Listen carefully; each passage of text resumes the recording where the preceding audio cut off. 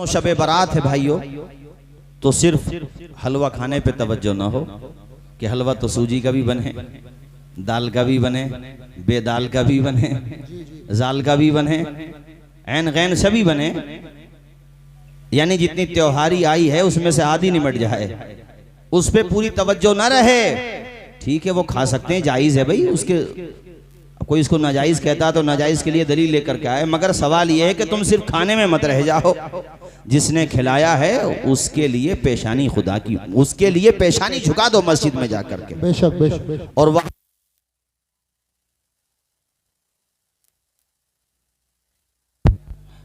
एक काम मेरी तरफ देखो भाइयों, जरा ये नियत करो शबे बारात ही में पुख्ता कि या अल्लाह मेरी जिंदगी की जितनी नमाजें कज़ा हैं आज से वो सारी कज़ा नमाज शुरू। इंशाअल्लाह बोलोगे नहीं जोर से सुभान अल्लाह? सुभान अल्लाह। जब तक बामल नहीं बनोगे हालात नहीं सुधरेंगे। 85% नहीं 100% भी किसी को वोट दे के देख लो तुम, जी जी, ये याद रखो। जब तक नहीं सुधरोगे नहीं सुधरेंगे हालात, और जिस दिन सुधर जाओगे हालात खुद ब खुद सुधर जाएंगे। बेशक बेशक। जो काम करने के यार वो तो कर नहीं रहे आप। जुमे के अलावा नजर आते हो मस्जिदों में? जिसने पैदा किया है वही तो तुम्हें एतमाद देगा, वही तुम्हें हौसला देगा, तुम्हारे जहनों को तवानाई वही अता करेगा, फ्यूचर प्लानिंग भी वही देगा। मगर कम से कम उसकी बारगाह में आके झुको तो सही। क्या ये उसका हुक्म नहीं है कि फज्र पढ़ो, जुहर पढ़ो, असर पढ़ो, मगरिब पढ़ो, इशा पढ़ो? और करम तो देखो उसका कि अल्लाह के पैगंबर को जब ये तोहफा दिया अल्लाह पाक ने शबे मेराज, तो 50 टाइम की नमाज अता की। हुजूर आते रहे जाते रहे, चौथे आसमान पे मूसा मिले तो आते रहे जाते रहे। 50 से अल्लाह ने 45 फरमा दी, फिर 40, फिर 35, 30, 25, 20, 15, उसके बाद 10 रह गई। उसके बाद हजरत मूसा ने कहा या रसूल अल्लाह नमाज तो अब भी बहुत है, नहीं पढ़ पाएंगे। मेरी उम्मत 3 वक्त की नमाज नहीं पढ़ पाती थी। अनीस बेकसा ने फरमाया है मूसा मुझे जाते हुए शर्म आती है। कहा या रसूल अल्लाह जाइए बहुत नमाजें हैं। हुजूर फिर गए, यहाँ तक कि नमाजें 5 रह गईं। हुजूर जब आने लगे तो अल्लाह पाक ने फरमाया ऐ मेरे महबूब, ऐ मेरे प्यारे पैगंबर, ऐ मेरे नबी, तू जाकर के अपनी उम्मतियों से कह देना कि परवरदिगार ने नमाजें कम की हैं, सवाब कम नहीं किया है। अगर कोई बंदा 5 वक्त की नमाज खुशू खुजू के साथ, लिल्लाहियत के साथ, रज़ाए खुदाबंदी के लिए, दिखावे रियाकारी के लिए नहीं, मेरी रजा के लिए पढ़ेगा, महबूब मैं तुझसे कह रहा हूं वो 5 पढ़ेगा, सवाब 50 का अता किया जाएगा। ऐ मुसलमानों इतना करम देखो खुदा का, करम बालाए करम देखो खुदा का, फिर भी तुम्हारी पेशानियां झुकती नहीं खुदा की बारगाह में। फजर में तुम उठने तैयार नहीं हो, जोहर में मस्जिदों में नहीं जा रहे हो, असर भी खत्म कर दी तुमने, मगरिब भी नहीं पढ़ी, इशा भी नहीं पढ़ी। अरे जब तुम अहम फरीजा ही अदा नहीं कर रहे हो तो बताओ हालात बदलेंगे कैसे? या तो ये कहो कि ये दुनिया खुदा के कंट्रोल से बाहर है, नादानो ये अकीदा कुफ्र है, ये दुनिया खुदा के कंट्रोल ही में है, कोई चीज खुदा के कब्ज़ो इख्तियार से बाहर नहीं है। हजरत दाऊद, हजरत हूद अलैहिस्सलाम का ये जुमला कुरान पाक में मौजूद है, जो उन्होंने कहा था मा मिन दाब्बतिन इल्ला हुवा आखिज़ुम बिनासियतिहा। ए कौम के लोगों, अल्लाह की वहदानियत को तस्लीम करो, अपनी आवारा पेशानियों को खुदा की बारगाह में झुका दो, इसलिए कि ये ना समझना तुम्हें ताकत मिल गई है तो तुम खुदा की कुदरत से बाहर चले गए हो। उन्होंने कहा मा मिन दाब्बतिन इल्ला हुवा आखिज़ुम बिनासियतिहा, तुम सबकी नकेल अल्लाह पाक के दस्ते कुदरत में है। बेशक बेशक। सुभान अल्लाह। नारे तकबीर। जिस दिन वो चाहेगा खींच लेगा। अरे ढील देता है वो। ऐसे कितने हुक्मरां आए चले गए यार, किस बात का खौफ करते हो तुम? अगर इनके हाथ में टाइम होता, इनके हाथ में वक्त को थामने की ताकत होती तो बताओ इन रहनुमाओं को बुढ़ापा ही क्यों आता, इनको मौत ही क्यों आती? मगर जब टाइम इनका आता है तो ये एम्स में चले जाएं, अपोलो में चले जाएं, यहाँ तक कि वाशिंगटन के अस्पतालों में चले जाएं, न्यूयॉर्क में चले जाएं, ये लंदन में जाकर इलाज करा लें, ये किसी भी हॉस्पिटल में चले जाएं, मगर मेरे रब का फरमान है वलन युअख्खिरल्लाहु नफ्सन इज़ा जाअ अजलुहा, जब तुझे मौत आएगी दुनिया की कोई ताकत बचा नहीं पाएगी। बेशक बेशक सुभान अल्लाह। तो डरता क्यों है मेरे भाई? अपने आप का एहतसाब कर, अपने आप के अंदर झांक कि आज कितनी खामियां मेरे अंदर आ गईं। बताओ क्या मुस्लिम मुआशरे में सट्टा नहीं पनप रहा है? क्या हमारे नौजवान भाइयों पे पैसे आ जाएं तो वो शराबें नहीं पी रहे? क्या हमारे वहाँ VIP लोग अपनी औरतों को बेपर्दा नहीं घुमा रहे? बताओ मुझे, क्या शादी के मौके पे लोग डीजों के आगे रीसों की तरह नहीं नाच रहे हैं? 1000 खामी है। ये तो हुसैन के नाना का सदका है जो हम पे आसमानों से पत्थर नहीं बरसते हैं। वरना बताओ कौन सा गुनाह है जो आज मुसलमानों में नहीं है? करप्टेड देखो तो मुसलमानों में, रिश्वतखोर मुसलमानों में, एक से एक बड़ा ब्याजिया मुसलमानों में। अरे कहां से तरक्की मिलेगी? एक ही चौखट है जिसकी तरफ आ जाओ तो आज भी खुदा की रहमतें मुस्कुरा जाएंगी। और वो चौखट वही है जिसके लिए इकबाल ने कहा था कि मोहम्मद से वफा तूने तो हम तेरे हैं। ये जहां चीज है क्या लोहो कलम। सुभान अल्लाह नारे तकबीर। क्या है ये दुनिया? कारी जैगम साहब क्या है ये? बिला वजह हवा बिठा के बैठे हो यार, क्या है दुनिया बताओ? इकबाल कह रहे हैं लोहो कलम भी तेरे हैं। तू बन तो सही खुदा का, मुस्तफा का ओरिजिनल उम्मती बन के देख। लोहो कलम तेरे हैं, लोहो कलम भी तेरे हैं। क्या शेर है वो इकबाल का? नहीं, मैं वो शेर बताना चाह रहा हूं कि खुदा बंदे से खुद पूछे बता तेरी रजा क्या है। खुदी को कर बुलंद इतना, तूने बुलंद किया है? दिन बदन पस्ती में जा रहे हैं हम लोग। अरे पिछला जो पार्ट गुजरा उसके बाद भी कुछ बदलाव था हमारे लोगों में? अब भी कुछ परवाह नहीं है। क्या फैसला सुप्रीम कोर्ट से आए, क्या हाई कोर्ट से आए, कौन सा कानून बने, क्या नहीं बने, नहीं। इनका तो नान गोश खत्म नहीं होना चाहिए, इनकी मूंछों का ताव खत्म। ये हंसने की बात नहीं है, रोने की बात है यार, आप लोग हंस रहे हैं। इनकी मूंछों का ताव खत्म नहीं होना चाहिए, इनकी बात खत्म नहीं होना चाहिए, और इनकी दलाली खत्म नहीं होना चाहिए। मस्जिदों में जब नमाजें होती थी तो ये बताओ उन नमाजों की दलाली करने के लिए कौन जाता था? बताओ मुझे। हमारी कौम में छुपे हुए। और मैं एक बात कहता हूं, और मैंने पहले भी कहा है, मेरे हुजूर का जमाना खैरुल कुरून है। जब उस जमाने में सूरह मुनाफिकून नाजिल हुई है तो आज तो हम 14.5 साल के बाद खड़े हुए हैं। हुक्म ना लगाना अलग बात है, लेकिन अमली तौर पे मुनाफिकत बहुत है मुसलमानों में। बताओ मुझे गलत कह रहा हूं? जिन लोगों को नमाजें दुरुस्त करना चाहिए अपनी शबे बारात में, ये भी अज़्म लोग बड़ी मुबारक रात होती है। सुनने तिरमिजी की हदीस शरीफ है, इमाम तिरमिजी अल-मुतवफ़्फ़ा 279 हिजरी इस हदीस शरीफ को लेकर आए। उम्मुल मुमिनीन हजरत आयशा सिद्दीक़ा से मरवी, कहते रात में मैंने देखा कि हुजूर नबी अकरम नहीं है घर पे हुजरे शरीफ में, तो मैं बाहर आई, देखूं हुजूर कहाँ पर है, तो हुजूर जन्नतुल बकी में तशरीफ फरमा थे। तो जन्नतुल बकी कब्रिस्तान है ना, तो इससे एक सबूत ये मिला कि इस रात में कब्रिस्तान भी जाएं आप जी, और अपना मुहासबा करें। और जब कब्रिस्तान जाए ना माती फतेहपुर के मुसलमानों, तो कब्रिस्तान में खड़े होकर के ये भी तसव्वुर करें कि ये भी हो सकता है सन 2023 में मेरे लिए मेरे घर वाले फातिहा पढ़ने को आए। बेशक सुभान अल्लाह। अगली मर्तबा शबे बारात देखें या न देखें यह गारंटी नहीं है। मैं 1 साल की बातें करने लगा यार, सुबह का सवेरा हम में से कौन देख पाएगा नहीं देख पाएगा इसका किसको पता है? बता दो मुझे यार। मौत आ जाती है जहां घर नहीं होता, बहुतों को तो कफन तक भी मयसर नहीं होता।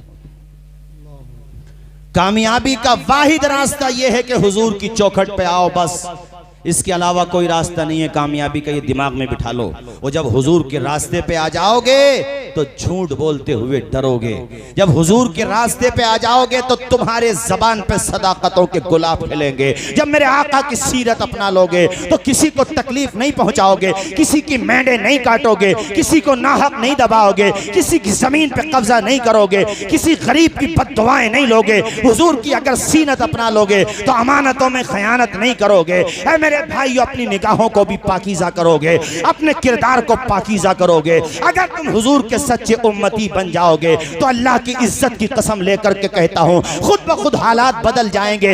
इतने कॉन्फिडेंस के साथ क्यों कह रहा हूँ, इतने यकीन के साथ क्यों कह रहा हूँ, इसलिए कि ये मेरे रब ने फरमाया है। ए भाइयों, खुदा का कलाम गलत नहीं हो सकता।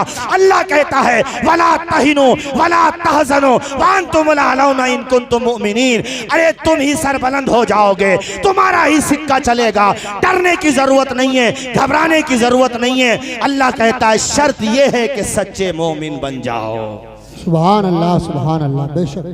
ये मैं कुरान से बता रहा हूँ, ये मौजू बात नहीं है, मन घड़त बात नहीं है, रब का फरमान है और मेरे रब का फरमान गलत नहीं हो सकता है। कौले मोहम्मद कौले खुदा, फरमान न बदला जाएगा, बदलेगा जमाना लाख मगर कुरान न बदला जाएगा। बेशक। इसलिए हमें ही बदलना पड़ेगा।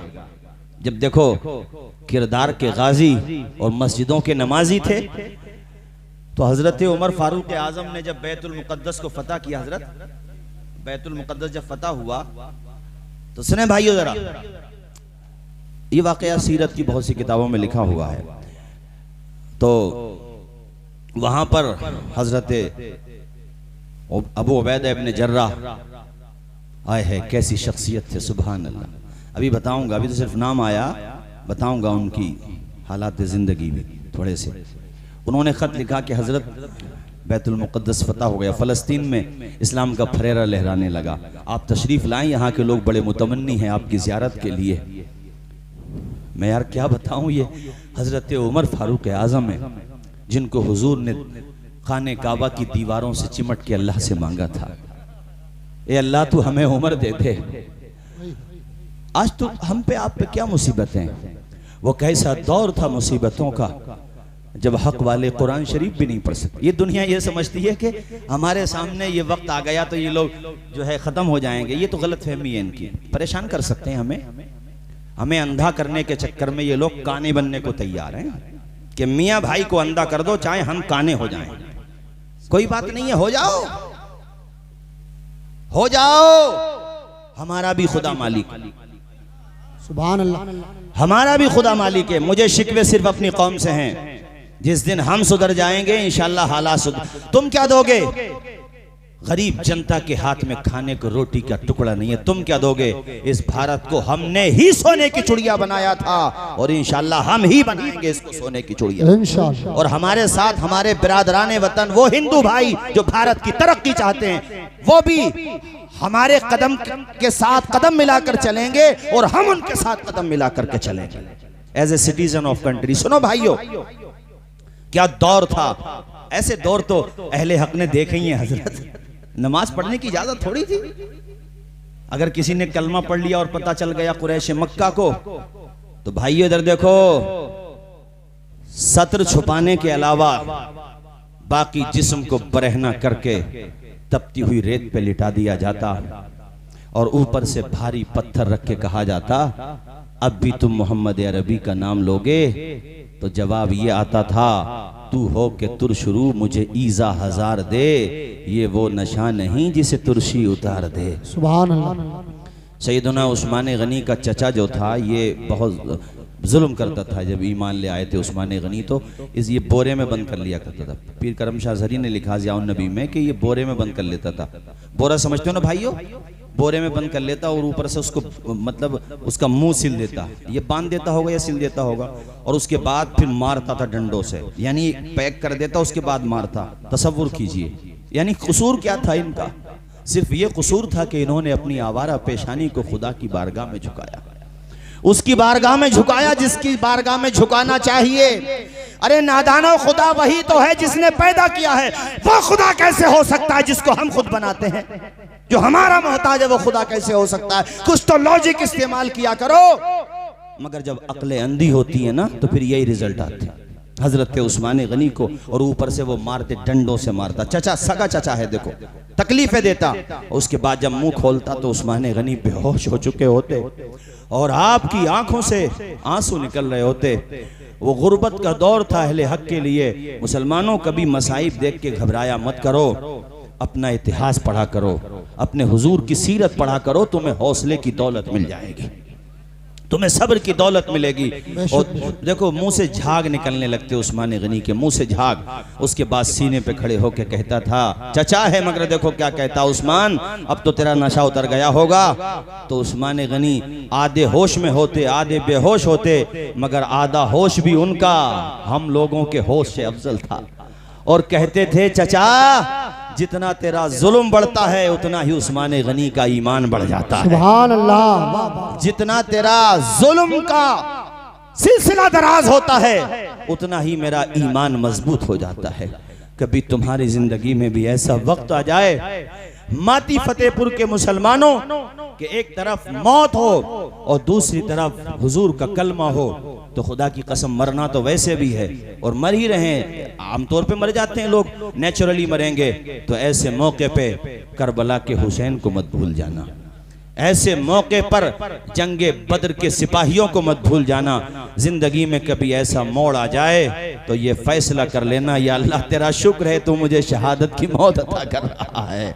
ए अल्लाह तेरा शुक्र है मेरे मौला, मैं तेरी बारगाह में आऊंगा तो इस लायक तो हूँ, हालांकि ये भी तेरी तौफीक से है। मैं तो अक्सर ये शेर पढ़ा करता हूँ, कोई सलीका है आरजू का, न बंदगी मेरी बंदगी है, सब तुम्हारा करम है आका के बाद अब तक बनी हुई है। बेशक सुभान अल्लाह। ऐसा वक्त आ जाए जिंदगी में कभी तो हौसला मत हारना, वक्त से पहले कोई नहीं मरता है, और जब अल्लाह न मारे तो कोई मार नहीं सकता।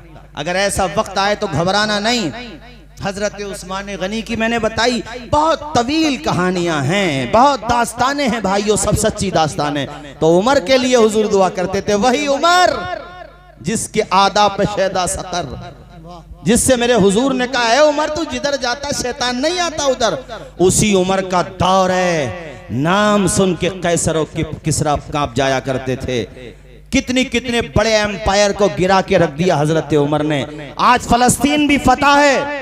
अल्लाह ताला जिसको प्रधानी दे, जिसको वार्ड मेंबर बना दे, जो एमएलए बन जाएं, सांसद बन जाएं, जिनको प्राइवेट मनसब मिले या जिनको सरकारी मनसब मिले, ये वाकया वो सब लोग सुन ले। भाइयों मैं जो सुनाना चाह रहा हूं आप लोगों को, हजरत उमर ने बुलाया अपने खादिम को और कहा फलस्तीन चलना है। सिपाहियों ने कहा हुजूर आप इतनी बड़ी रियासत संभाले हुए हैं, 22 लाख मुरब्बा मील पे तकरीबन उनकी हुकूमत का सिक्का चलता था, कुछ फौज साथ ले लें। उमर ने कहा खुदा ना चाहे तो उमर को कौन मार देगा, और जब मौत आएगी तो क्या तुम मुझे बचा लोगे? कहा नहीं, मेरे साथ सिर्फ मेरा एक खादिम जाएगा, नौकर जाएगा, सिर्फ अकेले। जरा सोचिए आप, ये प्रेसिडेंट है भाइयों, प्रेसिडेंट, इस्लामी सल्तनत के हुक्मरान, जिनके सामने बड़े बड़े अच्छों के पसीने निकल जाते थे भाइयों। वो कपड़े तो पैबंद लगे हुए पहनते थे, मगर उनका किरदार इतना सच्चा था कि एक मर्तबा किसी बूढ़ी के हाथ से तेल गिर गया, और जमीन पे जब वो तेल गिरा तो हजरत उमर ने उस जमीन पे कोड़ा मार के कहा, है जमीन क्या तेरे ऊपर उमर इंसाफ नहीं करता है जो तूने बूढ़ी का तेल पी लिया? ऐ जमीन तूने बूढ़ी का तेल पी लिया, क्या उमर ने तेरे सीने पे इंसाफ नहीं किया है? तो जमीन पर जब उमर ने कोड़ा मारा तो उस जमीन ने भी तेल बाहर निकाल दिया था। ऐसे उमर रातों को सोते नहीं थे। ये मैं उनको बता रहा हूँ जिनको मनसब मिल जाते हैं वो भी जीतने के बाद अपने लोगों को भूल जाते हैं। इल्ला माशाल्लाह, जो अच्छे लोग होते हैं उनको तो सलाम करना चाहिए भी। सब लोगों में सभी तरह के होते हैं। मैं तो कहता हूँ काम उनका भी करो जिन्होंने वोट दिए, और काम उनका भी करो जिन्होंने वोट न दिए। हमें तो अल्लाह ने इतना बड़ा दिल दिया, हम तो ये कह रहे हैं कि तुम्हारी चौखट पे अगर हिंदू भाई भी आ जाए और जरूरतमंद है तुम उसकी मदद कर सकते हो तो उनकी भी मदद करो, उनके भी काम आओ। हजरात तवज्जो फरमाएं, अकेला नौकर, सोचिए जरा, अकेला नौकर। कहा ठीक है चलो। रास्ते में जब चलने लगे, कुछ ही दूर चले थे, हजरत उमर ने कहा रोको। उसका नाम मेरे जहन से निकल रहा अभी, उस खादिम का। वैसे तो उनका जो खादिम था उसका नाम सालिम था, पता नहीं इसका क्या नाम था, मेरे जहन से निकल रहा। कहा रोको अभी। वो रुकाए। कहा तुम ऐसा करो, सवारी पे तुम बैठो, नकेल उमर पकड़ेगा। बोलो झूम के बोलो, झूम के बोलो। वाह वाह सुभान अल्लाह। आप दीदा हो गया। कहा हजरत आपकी सवारी की गर्दो गुबार तो मेरे लिए मताए हयात है, मेरी आंखों का सुरमा है, मेरे चेहरे का गाजा है, आप ऐसा कैसे कर सकते हैं? आप हुक्मरान हैं हमारे। उमर ने फरमाया मेरे बाजुओं में तुझसे कम ताकत नहीं है। सुभान अल्लाह। तू मुझे कमजोर क्यों समझता है कि मैं नहीं चल सकता? उमर ने उसके बाद कहा सख्ती के साथ, अगर मैं भी इंसाफ नहीं करूंगा तो कौन इंसाफ करेगा? बैठो तुम, मैं नकेल पकड़ूंगा। अब ऐसे ही हुआ, कुछ दूर आप बैठते, नौकर नकेल पकड़ता, और कुछ दूर नौकर बैठता, उमर नकेल पकड़ते। आज तसव्वुर कर सकते हैं आप? आज तसव्वुर कर सकते हैं हुक्मरानों के बारे में? मिस्टर केजरीवाल यहाँ दिल्ली के सीएम हैं और अब पंजाब के भी हो गए। उनकी स्पीच का हिस्सा मैंने कहीं तहरीर में देखा था या कहीं वीडियो में। उन्होंने एक दफा एक सम्मेलन था दिल्ली में, एक प्रोग्राम था, उस तकरीर में केजरीवाल ने ये कहा कि मैं हजरत उमर की हुकूमत से सीख लेता हूं। सुभान अल्लाह, वाह वाह, क्या बात। केजरीवाल ने कहा। और भारत के जो राष्ट्रपिता हैं गांधी जी, वो तो गूगल पे सर्च करेंगे तो मिल जाएगा, हरिजन अखबार, गांधी जी अबाउट हजरत उमर ये लिख दें तो निकल जाएगा गूगल पे भी, वो उसकी फोटोकॉपी है मेरे पास। गांधी जी ने कहा था कि मैं भारत के संवैधानिक पदों पर बैठे हुए लोगों से आग्रह करता हूं कि वो हजरत अबू बकर और उमर की जीवनी पढ़ा करें। वाह वाह वाह, सुभान अल्लाह, क्या बात है। जिनके पास दुनिया आई मगर दुनिया को कभी मुंह नहीं लगाया, जनता की सेवा की। अरे नादान, ये है सबका साथ, सबका विकास और सबका विश्वास। ये है सबका साथ और सबका। हजरत उमर को पढ़ो वजीर आजम साहब। मैं रिक्वेस्ट करता हूं, आपसे विनम्रता पूर्वक अपील करता हूं कि हजरत उमर की जीवनी पढ़ो, हजरत अबू बकर की जीवनी पढ़ो, हजरत उस्मान और अली की जीवनी पढ़ो। और कुछ नहीं कहता, पढ़ के देखो, एक मर्तबा पढ़ के देखो हजरत उमर की जीवनी, खुलफाए राशिदीन की जीवनी, और अंदाजा लगाओ कि जब हुजूर के गुलामों का किरदार ऐसा था तो मेरे आका का किरदार कितना बुलंद होगा। जरा जोर से नहीं बोलोगे सुभान अल्लाह आप लोग? सुभान। और मचल के बोलें सुभान अल्लाह। अब फलस्तीन का बॉर्डर बिल्कुल करीब, सरहद, सीमा, वहां मुसलमानों का जम्मे गफीर इस्तकबाल के लिए आया हुआ है। कौन आ रहे हैं? मुसलमानों के हुक्मरान आ रहे हैं। अब जब मुसलमान निकले तो ईसाई भी आ गए। कहा भाई तुम्हारा हुक्मरान तो हम भी देखना चाहते हैं। बिगेस्ट पर्सनालिटी थे, कहा हम भी देखना चाहते हैं। वो भी आ गए। अच्छा, उन्होंने ये हिस्सा बाद में बताऊंगा। वो भी आ गए, वो भी लाइनों में लगे हुए थे। अब जब ये सवारी बॉर्डर के बिल्कुल करीब पहुंची तो ईसाइयों ने और कुछ नॉन मुस्लिम और थे, उन्होंने कहा उबैदा इब्ने जर्राह से, क्या ये है तुम्हारे वजीर आजम? ये है तुम्हारे हुक्मरान अमीरुल मोमिनीन? अबू उबैदा इब्ने जर्राह की आंखों में आंसू निकल गए। फरमाया नहीं, वो नहीं है। जो सवारी पे बैठा है वो नहीं है, जो सवारी की नकेल थामे हुए है वो हमारा हुक्मरान। यानी जब बॉर्डर का नंबर आया तो वो इत्तेफाक से हजरत उमर का नंबर आ गया। गुलाम का नंबर आया कि तुम बैठ जाओ। तो हजरत उमर को जब उन लोगों ने इस हालत में देखा तो अपने कलीसाओं की चाबियां कदमों में रख के कहा, हम चाहते हैं तुम्हारा हुक्मरान ये जो जुमा आ रहा है ये जुमा हमारे कलीसा में पढ़ ले, हमारे इबादत खाने में पढ़। घबरा गई हैं गर्दिशे दौरां कभी कभी, बाहों में हार डाले हैं माहो नुजूम ने, गुजरा है इन हदों से मुसलमान कभी कभी। तुम कैसे थे भाइयों, आज कैसे हो गए? अब सुनो, हजरत उमर तशरीफ ले गए, अबू उबैदा इब्ने जर्राह को एक तरफ ले गए और कहा, अबू उबैदा मुझे खाने के लिए हाजत है, कुछ खाना पेश करो। तो रोने लगे अबू उबैदा इब्ने जर्राह। ये भी कितनी बड़ी शख्सियत है, अल्लाह अकबर। अबू उबैदा इब्ने जर्राह कैसी अजीम शख्सियत है। रोने लगे। कहा हुजूर मैं खाना आपके लिए बनवा देता हूँ। कहा क्यों? तो वही रोटी, सूखी हुई रोटी पानी में वो मतलब ये खुदा लोग, खुदा वाले लोग थे। हजरत उमर ने जब ये मामला देखा तो रोने लगे हजरत उमर। कहा वो उबैदा तुझे कोई नहीं बदल पाया, तू वैसा ही है जैसे हुजूर के जमाने में था। अल्लाह अकबर। ऐसे थे अहले हक। इसलिए भाइयों फाके भी करना पड़े तो कर लो। देखो मेरी बात को सिर्फ तकरीर के तौर पे मत सुना करो। ये मत सोचो कि जलसा हो रहा, तकरीर हो रही है, नहीं भाइयों, जो बता रहा हूं उसको दिल की तख्ती पे लिख के ले जाओ, दिमाग के नक्शे में बिठा कर ले जाओ। मैं तुमसे ये कह रहा हूं, फाका भी करना पड़े तो कर लो, मगर बच्चों को जाहिल मत रखो, उन्हें कामयाब बना दो, उन्हें काबिल बना दो। अल्लाह ने अगर 4 बेटे दिए हैं, 2 बेटों को मदरसों के हवाले करो और 2 बेटों को मॉडर्न एजुकेशन के हवाले कर दो, मगर उन 2 बेटों को भी पहले मदरसों में सच्चा मुसलमान बना देना, उन्हें कुरान पढ़ा देना, उन्हें नाज़रा पढ़ा देना, उन्हें पाकी नापाकी, हलाल और हराम और दीन के जरूरी मसाइल सिखा देना, ताकि तेरा बेटा लॉयर भी बने तो रिश्वतखोर ना बने, बल्कि कौम का वफादार बना। बेशक, सुभान अल्लाह, सुभान अल्लाह, वाह वाह वाह। ये मैं तुमसे कह के जा रहा हूं और इस पे अमल करना है। अगर मन में अमल का जज्बा पैदा हुआ हो तो एक मर्तबा हाथ उठा के मुझे यकीन दिलाओ कि मैं जो कह रहा हूं आप ये बात समझ पा रहे हैं कि नहीं समझ पा रहे हैं मेरे भाई। अच्छा, मौलाना एहसान साहब क़िबला, ऐसे ही कुछ ऐसे भी होंगे जिनके वालिदैन फोत हो गए होंगे, भाई हैं, बड़ा भाई है तो छोटे भाई को पढ़ाए। ये रामपुर के करीब में एक जगह हम प्रोग्राम में गए, 40वें का प्रोग्राम था, तो वो नीचे बैठे थे।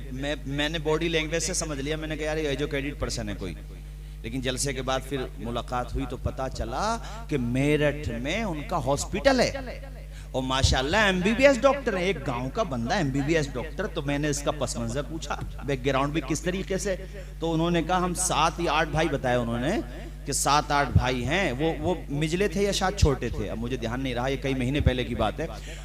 तो कह रहे हमारे सारे भाइयों ने मुझसे ये कहा, कमाएंगे हम, घर का खर्चा चलाएंगे हम, सारी जिम्मेदारियां निभाएंगे हम तुझे पढ़ाना चाहते हैं, तू पढ़ जा। कहते हैं पहले तो मुझे नाजरा पढ़ाया, मदरसे में पढ़ाया, उसके बाद हजरत मैंने मेहनत की और अल्हम्दुलिल्लाह एमबीबीएस डॉक्टर बन गया। और उस हॉस्पिटल का नाम भूल रहा हूं मैं, मेरठ में उनका हॉस्पिटल है। अल्लाह अकबर, 5 वक्ता नमाजी है वो डॉक्टर। बाज एमबीबीएस डॉक्टर भी देखो तो दिल खुश हो जाता है। और मैं तो जिनसे भी संबंध होते हैं, ताल्लुकात होते हैं, उनको यही कहता हूं, अमीरों से फीस लो, मिडिल क्लास में जो है उन पर थोड़ा हल्का हाथ रखो। और कभी तुम्हारी दुकान पे, क्लिनिक पे कोई गरीब आ जाए तो आखिरत का तोशा समझ के उसे फ्री में देख लिया करो और दवाएं बगैर कमीशन के दे दिया करो, इसलिए कि इन गरीबों के दिल की दुआएं अल्लाह ताला अपने करम से कबूल फरमाता है। और गरीब ने तुझे दुआ दे दी, अल्लाह अपने करम से तुझे जन्नत में मकाम। बेशक, सुभान अल्लाह। नारे तकबीर, नारे रिसालत, नारे हैदरी, मसलके आला हजरत। सुभान अल्लाह। बुखारी शरीफ की सही हदीस शरीफ है, सही। एक औरत के बारे में है ना कि वो औरत गुनहगार थी, वो गुजर रही थी तो उसने कुत्ते को पानी पिला दिया। हुजूर फरमाते थी तो गुनहगार, मगर उस बेज़बान पे तरस खाया उस औरत ने, तो अल्लाह ताला ने फरमाया अपने करम से, उस हदीस का मफहूम में निकाल रहा हूं कि अल्लाह पाक ने अपने करम से यकीनन अपने फरिश्तों से फरमाया होगा, ऐ फरिश्तों, औरत तो गुनाहगार है मगर मैं भी तो गफ्फारो सत्तार हूं। इसने बेज़बान कुत्ते को दुनिया का पानी पिलाया है, तुम्हारा खुदा इसे जन्नत का पानी पिलाएगा। और एक तो नेक औरत के बारे में हुजूर ने फरमाया कि वो नेक थी, अच्छी खासी औरत थी, उसने बिल्ली बांधी थी। रहमदिली पैदा करो, एक दूसरे का दर्द पैदा करो, एक दूसरे का जलन न करो। किसी ने मकान अच्छा बना लिया तो टाइल उसकी है, बजर फुट उसका, सीमेंट उसका, सरिया उसका, मजदूर उसके, घर उसका, जमीन उसका है, तो तुम क्यों जल रहे हो यार? तुम्हारा क्यों बीपी हाई हो गया भाई? बीपी बोले या बीपी बोले यार, जो भी बोले भाई, तुम्हारा अच्छा। ऐसे कोई मालदार हो जाए, अल्लाह उसको नवाज दे, तो उसे अपने गरीब भाइयों की उंगली पकड़ के चलना चाहिए। उंगली पकड़ के नहीं चल सकता तो लात तो ना मारे। वीकनेस दोनों तरफ है। किसी को मिल जाए तो वो ये सोचता है कि दूसरे का टैटुआ दबा दूं, किसी को ना मिले तो वो ये सोचता है कि नजरे बद इतनी लगा दूं कि ये भी मर जाए, इसका कारोबार भी खत्म हो जाए। दोनों तरफ से वीकनेस है, दोनों तरफ की खत्म करो। किसी को मिल रहा है तो खुदा का शुक्र अदा करो, परेशानी पड़ने पे अपना ही काम आएगा। बोलो, जोर से बोलो। और किसी को मिल गया है तो वो अल्लाह पाक के लिए, उसको तो तहज्जुद की नमाज और ज्यादा पढ़ना चाहिए कि अल्लाह तूने मुझे औरों से ज्यादा नवाजा, देने वाला बनाया, इस लायक बनाया तो वो भी सजदे शुक्र अदा करे। देखो ये नेक औरत थी मगर बिल्ली को बांध दिया था, उसको पानी नहीं दिया, यहाँ तक कि वो बिल्ली मर गई भूख की वजह से। हुजूर कहते हैं अल्लाह पाक ने आलम बरज़ख में उस बिल्ली को उसी औरत पे मुसल्लत कर दिया, वो उसे क़यामत तक इसी तरह से नोचती रहेगी। कितनी सख्त वईद है। नेक है मगर संगदिल है। तो अगर नमाजी हो तो नमाजी के साथ साथ रहमदिल भी बनो। पड़ोसी ने खाना खाया कि नहीं खाया इसका ख्याल रखो। ऐसा ना हो कि उसके घर में फाके हो रहे हो, ऐसा ना हो कि उसके बच्चे की स्कूल की फीस जमा ना होने की वजह से उसका बच्चा स्कूल से छूट गया, ऐसा ना हो। उसका ध्यान रखो और ध्यान रखने के बाद एहसान मत जताओ, मूंछों को ताव ना दो, बल्कि ये तुमने कोई एहसान नहीं किया है, तुम पे जो फर्ज था वो फर्ज अदा किया। अल्लाह ताला इसका अजर अता फरमाएगा तुम्हें। क्या पता कल को तुम्हारे क्या हालात हो जाएं, वक्त कब करवट कैसे ले ले किसी को पता है। इसलिए कहता हूं मेरे साथियों, अपने आप को बदलो, एक दूसरे की मोहब्बत पैदा करो।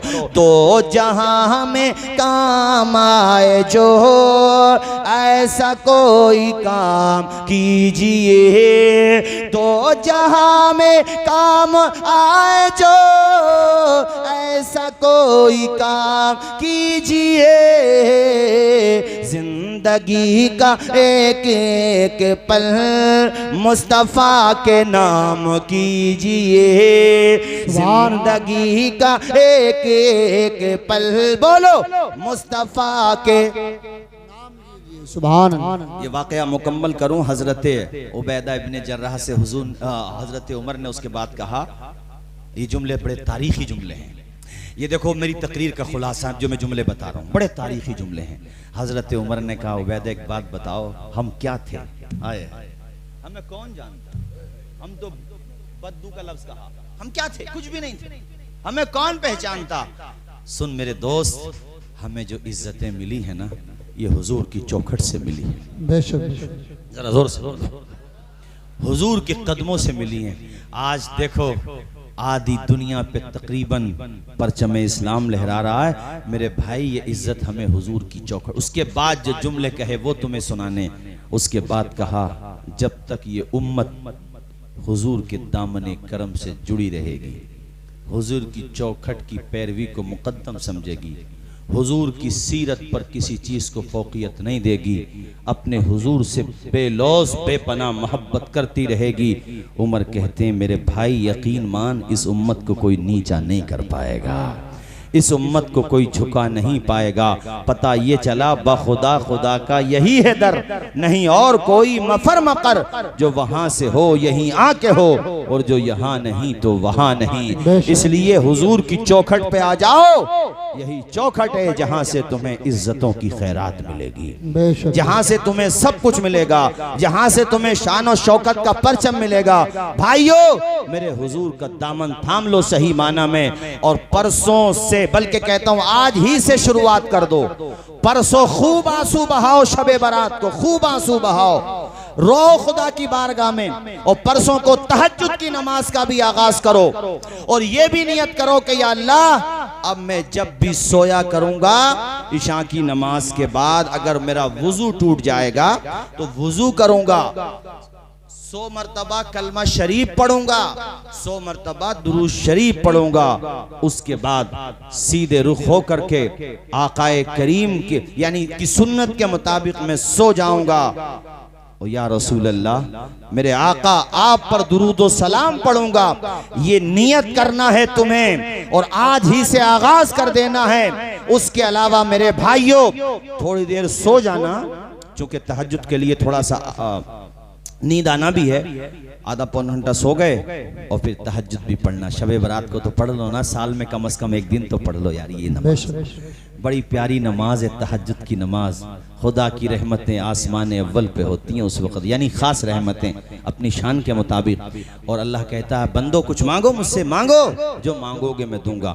मेरी माओ बहनों तुमसे भी कहता हूँ तहज्जुद की नमाज तुम भी पढ़ो, और जब शबे बारात में पढ़ सकते हैं तो बाकी रात में क्यों नहीं पढ़ सकते हैं। जब पढ़ ली तो सोचो शुरुआत कर दी। ये शबे बारात के लिए मैंने तुम्हें चंद ये अमाल बताए हैं, ये करना है तुम्हें। और उसी रात में आपको ये भी मन बनाना है कि अब मैं कज़ा नमाजें पूरी करूंगा जो मेरी रह गई हैं। नियत कर लो, किसी की 40 साल की कज़ा नमाजें हैं, वो भी उस दिन से शुरुआत करे। उसका तरीका ये होता है, जब फजर की पढ़े तो ये नियत करे। नियत जबान से करे ना करें वो जरूरी नहीं है। नियत कहते हैं दिल के इरादे को। अगर आप जबान से कह लें तो बेहतर है, नहीं भी कहें तब भी कोई बात नहीं है। खाली ये इरादा हो कि अब जो फजर की मैं पढ़ रहा हूँ ये जिंदगी की सबसे पहली पढ़ रहा हूँ, जो कज़ा है। ऐसे ही जोहर में, ऐसे ही असर में, ऐसे ही मगरिब में, ऐसे ही ईशा में। तहज्जुद की नमाजें किसी के जिम्मे 10 साल की हैं, किसी के में 15 हैं, बास के हिस्से में तो पता चला 50-50 साल की कज़ा नमाजें हैं। तुम कहोगे मौलाना हमने नियत तो कर ली लेकिन चंद सालों के बाद इंतकाल हो गया, तो वो जो नमाजें हमारे जिम्मे में रह गई उसका क्या होगा? अरे खुदा के करम से उम्मीद रखो, ये तौबा करो कि या अल्लाह अब हम नमाजें नहीं छोड़ेंगे मेरे मौला, कज़ा नमाजें पढ़ना शुरू कर दो। खुदा के करम से कभी उम्मीद है कि जितनी नमाजें रह गई थी अपने करम से वो माफ फरमा देगा, मगर ये उस वक्त है कि जब तुम इरादा कर चुके हो उनको अदा करने का और कर रहे हो अदा। इसका एक तरीका ये भी होता है, आप फजर में 2 फर्ज भी पढ़ लें मेरे साथियों, जोहर में यानी 4 फर्ज पढ़ लें, मगरिब असर में 4 फर्ज, मगरिब में 3 फर्ज और ईशा में 4 फर्ज और 3 वित्र है मेरे साथियों। ये कज़ा नमाजें अपनी मुकम्मल करो, ये तुम्हारी जिम्मेदारी है, ये तुम्हारे जिम्मा में फर्ज है, ये साकित नहीं हो सकता है। इसलिए कहता हूं मेरे साथियों, ये जो शबे बारात आ रही है इसको तारीखी बनाओ, इसको आप बेमिसाल बनाओ, अपनी जिंदगी में बदलाव लाने के लिए इसको टर्निंग पॉइंट समझो। ये समझो कि हम अपनी नई जिंदगी का आगाज करेंगे, अपनी सीरत को भी अच्छा करेंगे, अपने आप को पाकीज़ा करेंगे, अपनी पेशानी को खुदा की बारगाह में झुकाएंगे और उधर फिर शबे बारात के बाद रमजान शरीफ की भी आमद होने वाली है। अब मेरे साथियों, रमजान शरीफ के रोजे रखो और गरीबों के लिए दस्तरखान को वसी करो। रमजान का मुबारक महीना आ रहा है, लेकर रहमतों का सामान आ रहा है। हो मुबारक मोमिनो रमजान आ रहा। वाह वाह वाह, सुभान अल्लाह। मैंने तो अपने इलाके में पहले नहीं होता था ऐसे 10-15 साल पहले, लेकिन अब होने लगा।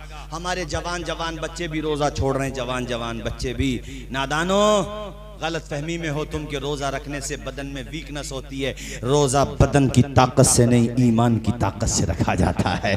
मैंने 70 साल के बूढ़ों को देखा है कि वो तहज्जुद भी पढ़ते हैं, तरावी भी पढ़ते हैं अल्हम्दुलिल्लाह, और तरावी के अलावा कुरान शरीफ भी पढ़ते हैं और रोजा भी रखते हैं। कारी नासिर साहब रोजा नहीं छोड़ते हैं, वो बूढ़े हैं, 70 साल है और कमरे झुक गई उनकी पीठ में दर्द रहता है, मगर फिर भी ना वो तरावी छोड़ते। तू कैसा जवान है कि 24 घंटे तक मोबाइल से चिपका रहता है, अपनी आंखों को आलूदा कर रहा है, अपनी जिंदगी को तबाह बर्बाद कर रहा है। तेरे चेहरे की रौनक खत्म हो गई। बता, तेरा चेहरा जो गुलाब की तरह खिलना चाहिए था, 15 से 25 साल के पीरियड में तेरा चेहरा ये मुरझा कैसे गया है? इसकी रंगत कहां चली गई? मोबाइल ने तेरी रंगत छीन ली, तेरी जवानी को बर्बाद कर दिया। अल्लाह ताला ने जवानी तुझे तोहफे में अता की है, इस जवानी की हिफाजत कर, इस जवानी को महफूज रख और इस जवानी में खुदा की बारगाह में पेशानी झुकाया कर। कयामत के दिन जब कोई साया नहीं होगा, अल्लाह ताला अपने अर्श के साए में उस जवान को भी जगह अता फरमाएगा जिसने जवानी के अंदर तौबा की होगी और खुदा की बारगाह में इबादतें पेश की होगी। चंद बातें मैंने आप हजरात से अर्ज की हैं, उम्मीद करता हूं कि इंशाल्लाह आप इस पे अमल करेंगे। बाकी कल ओबरी आप तशरीफ लाएंगे नहीं? इंशाल्लाह ओबरी तशरीफ लाएं। अभी बहुत सी बातें रह गई हैं कहने को, मुझे एक बात बड़ी अहम कहना थी, वो कल कहूँगा अभी इंशाल्लाह।